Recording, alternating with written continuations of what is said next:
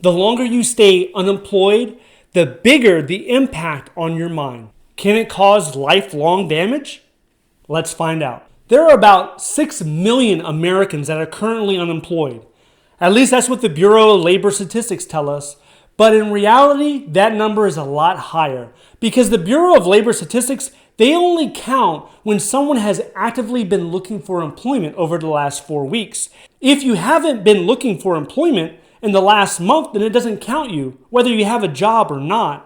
And there's a lot of people that get discouraged and they just temporarily give up and they sit down on the couch and they put their head in their hands and they try to figure out where did it all go wrong. So what happens to those people that are discouraged? They're obviously not employed, but they're not counted when it comes to the unemployment rate. And when I'm talking about unemployed, I'm talking about a person who's stuck, who's stagnant, who's not earning. So if you're retired or have a side hustle, or maybe you're trying to start your business or you're doing volunteering, that's another matter. You're staying productive, you're staying busy, and you're probably a lot better off. The first impact of being unemployed for a long time is the loss of identity. A lot of times our jobs and careers are blended into our identity. So when we take a step back and we stop doing it, we feel like we are missing a component of ourselves. So if you were a banker for the last 10 years and you get laid off, you still feel like part of you is a banker.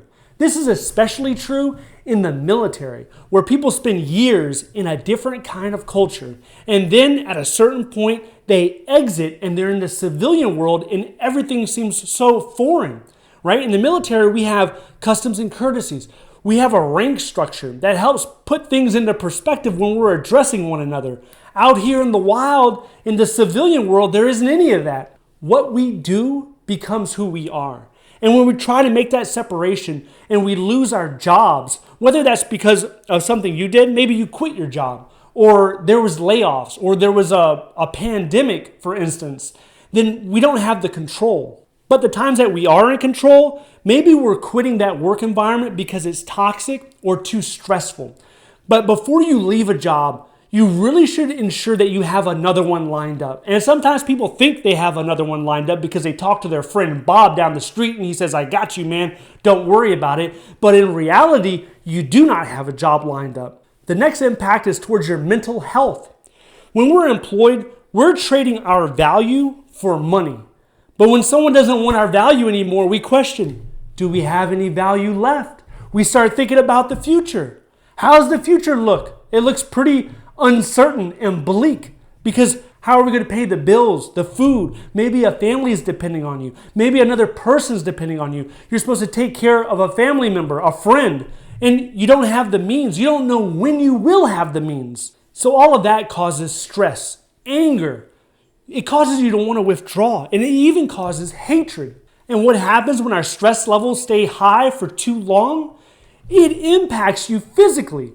Your blood pressure goes up. Your immune system goes down. You're more likely to get sick. There was a study done recently that shows 20% of Americans that lost their jobs, that have been laid off for a year or more, they're suffering and being treated for depression. Think of the activities that you love to do.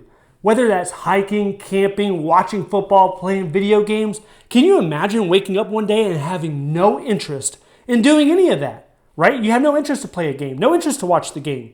That is what depression has the power to do in your life.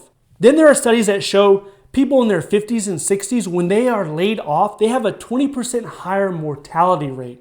And those same negative impacts that we talked about, like anxiety, like stress, like feeling you have no value, low self-esteem, that works against you when you're trying to get back into the job market. When you actually get an interview, that low self-esteem is working against you. So it makes it even harder. It's such an uphill battle when you're just trying to get back to where you were. This is one of the reasons why people just quit before they even find a job. They're unemployed and they just quit. They're hopeless. They've lost hope.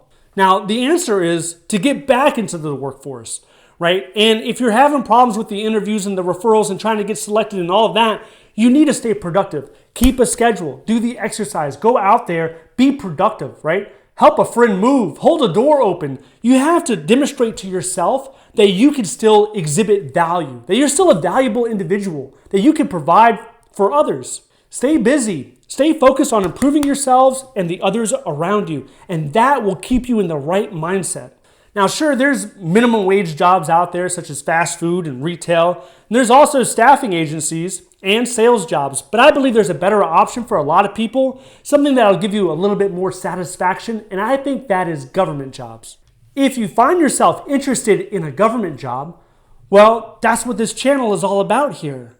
I believe that the majority of the people in this country are qualified for one of the thousands of government jobs that we have available. The only thing that's really missing is the information in the application.